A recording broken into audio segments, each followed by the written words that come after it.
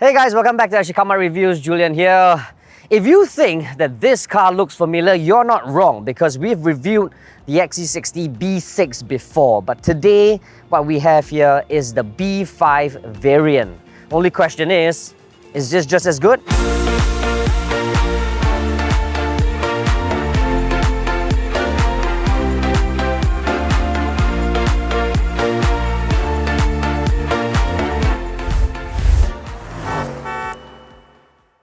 If you're thinking of selling your car, why don't you try it with Quotes instead? Quotes helps you sell your car quickly and easily. With the new Quotes doorstep, get a professional inspection by our certified mechanics at your convenience, anywhere on the island. Quotes will then auction out your car online to its wide network of dealers to bid on your car. Once bidding is complete, Quotes will update you with the best offer price at no obligation. It's that easy. To find out more, visit quotes.com.sg. That is quotz.com.sg. Now back to the review. The Volvo XC60 B5 is priced at $290,000. The 2-litre 4-cylinder turbocharged engine produces 247 brake horsepower and 350 Nm of torque. The 8-speed Geartronic transmission brings the car from 0 to 100 km/h in 7 seconds. The Volvo XC60 B5 has a claimed fuel consumption figure of 14.5 km per litre. For more details on the Volvo XC60 B5 or any other car, head on to sgcarmart.com to help you make the smart choice on your next car.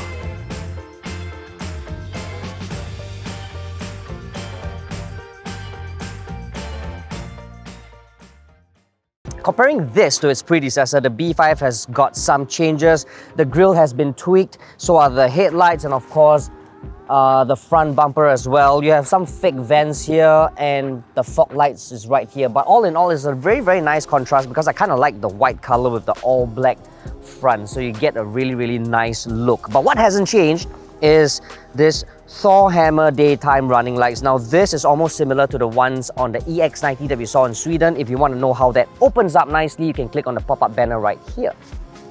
Now at the side, you get very nicely designed 19-inch 5-spoke rims. It's sort of easier to wash compared to those multi-spoke kinds, right? But what I really do like is this. I like this Blackwing mirror because again, it gives off a very nice contrast to the white paintwork, same like the roof rails right here and the window surrounds. Around the back, it looks very muscular. It looks almost like a beefcake, very strong presence. You still get this signature tail lights that's often associated with Volvo. You have the moniker here and of course the B5 that tell you something different. But what has changed here mostly is the fact that there are no more tailpipes, sort of in line with how the brand wants to become an electrified car maker. Now open this up and you'll be faced with 483 litres worth of hauling capacity. It'll definitely pass the anti-trolley's length test as well as the luggage test. But what's really good here is the fact that it doesn't come with any load lip, so you can actually drag things in and out with absolute ease. Now at the back, it is a very airy place to be at, all thanks to this panoramic sunroof right here. It makes for a very spacious place to be, even though it doesn't feel as spacious as it should be, but this definitely helps. I'm still having sufficient leg room. I can slouch a little bit to put my feet under the front passenger chair. There's headroom as well, ample, but that's to be expected for an SUV like the XC60, right? But if you move to the center, it becomes a little bit of a problem. Even though the center seats are very comfortable and soft, I cannot put my legs up easily like this. I still can, but it's not going to be as comfortable as what you would expect some other cars. You won't really eat into the shoulder room, but the center passenger might be a little bit uncomfortable. It's probably best to have short trips if you have 3 at the back. For a family man, you've got ISOFIX points here as well as here, and if it's just the two of you, which is ideal, just knock this down and have a cup of coffee and have a chat on the go.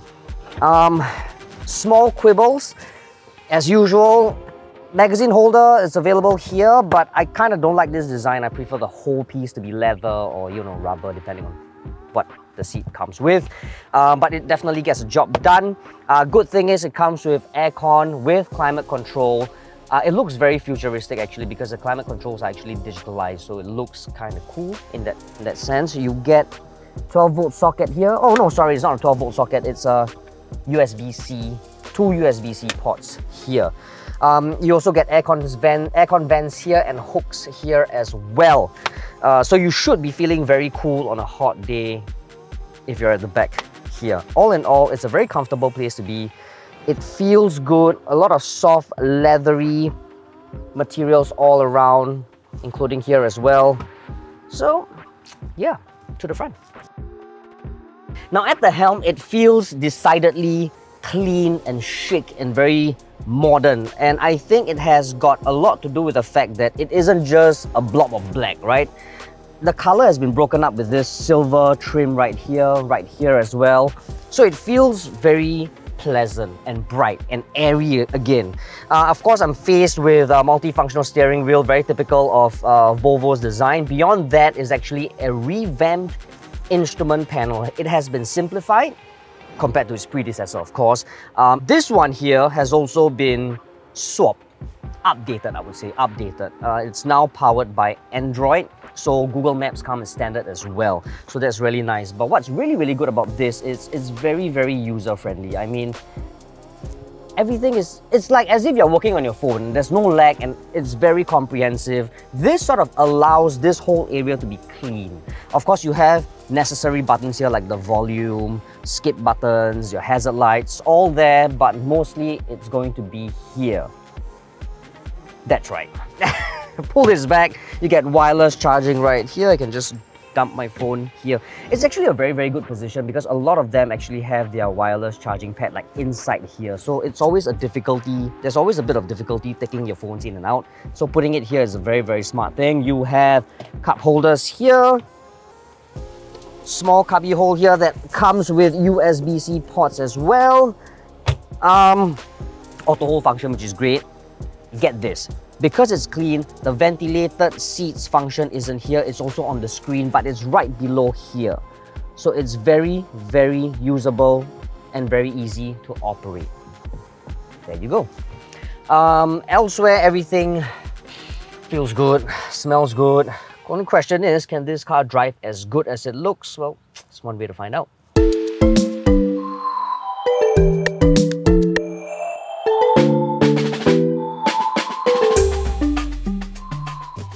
So the XC60 B5 that we have here today obviously has a lower output compared to the B6 that we tried before. This has a 2-litre inline-4 up front, pumps out some 247 brake horsepower and 350 Newton meters of torque, which is about 120 Newton meters lesser than the B6. But it still feels mighty fast because from 0 to 100 sprint, it gets there in 7 seconds. In real life, it almost feels like it's a 6-second car rather than a 7-second car, despite its size and weight. But still, you cannot defy the laws of physics because of its sheer size and height, right? I mean, you go around bends at a slightly faster pace and you will feel the roll. Good thing is, noise insulation in this car is really great. You don't hear any wind noise or road noise, even at higher speeds. Which is always a good thing. And of course, this being an SUV, the view out is fantastic, even for a pint-sized driver like myself. But there are a couple of things to note about this car. You actually do feel the lag on the go, so you kind of need to pace yourself, especially when you are going through filter lanes and stuff, right? You kind of need to time it properly. You do feel the lag, considering it to be a turbocharged car, and I think it also has to do with the weight of the car, so that sort of plays its part. But over broken tarmacs or coarse surfaces, this car will really soak everything up nicely, all but the harshest of surfaces. When you go over that, which I did last night, it sort of sends a little bit of vibrations to the cabin, but it's really me just finding faults with what is a truly accomplished car. But I do have another complaint. Again, trying to find faults with the car. Now, gearbox, I'm in D now. So you know how it works, right? It's PRND and an M if you have the manual right. In order for you to go from R to D, or vice versa, you have to tap your gear lever twice. It's not a seamless move where like certain other car brands or car makes where you can just pull it down, you go straight from D to R. Or at least it skips N. There's a double click and you can actually feel that. Not so with the XC60 B5. For some reason, you'll actually have to do it twice. You need time to get used to, because even till now, I still find myself making the same mistake. So for instance, when I want to park the car, I'll be like, finding an angle. When I reverse, I just tap once and I realize that I'm in neutral instead of R, reverse. So I kind of need to tap it twice. So that's a little bit annoying. Other than that, there's really little complaint about this car. I mean, it goes like the wind, honestly. Can you hear that? Can you see that? I mean, it's quick, it's really fast, and I kind of like it. I mean, again, I suspect buyers of this car wouldn't really bother so much about how fast it can actually go. It gives you the opportunity to just practice hooliganism on the road. But it's always good to know that your car is capable of doing it rather than having to do it all the time. Comparing the XC60 to its peers, it doesn't really lose out that much. Of course, in terms of dynamism, it loses out to the BMW X3. In terms of attention to detail, it probably loses out to the Lexus NX. In terms of quality materials, I reckon it doesn't lose out to the Audi Q5. It's probably on par. It actually feels that way. Looks, it's really up to individual, you know what I mean? I'm actually quite okay with the way XC60 looks. I think it looks fabulous, especially the Thor Hammer daytime running lights. I'm actually quite impressed with that.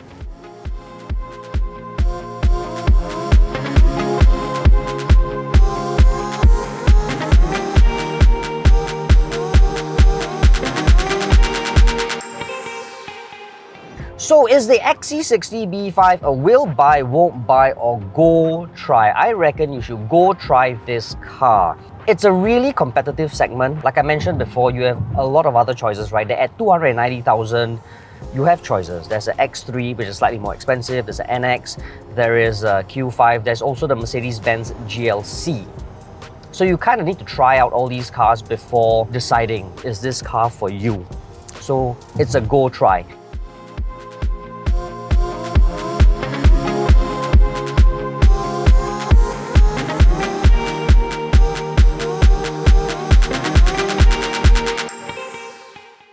So there you have it, guys. That's the review of the Volvo XC60 B5. Hope you guys enjoyed the video as much as I've driven the car. Please don't forget to share this video with your friends and family. And don't forget to like and subscribe to our YouTube channel. Please also comment in the comment box below and let us know what you think about this car. Is it a will buy, won't buy, or go try? You can also follow us on TikTok. Our handle is @SGCarMart. Thank you very much for watching. Stay safe, be well. Bye-bye. Why don't you try it with quotes instead? What is... Oh, 3, 2, 1. To the front. Hello, hello, hello.